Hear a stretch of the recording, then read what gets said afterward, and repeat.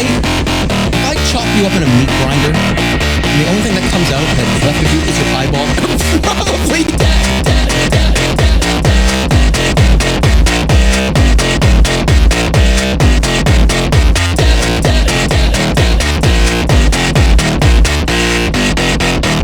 I'm not gonna put you into a meat grinder.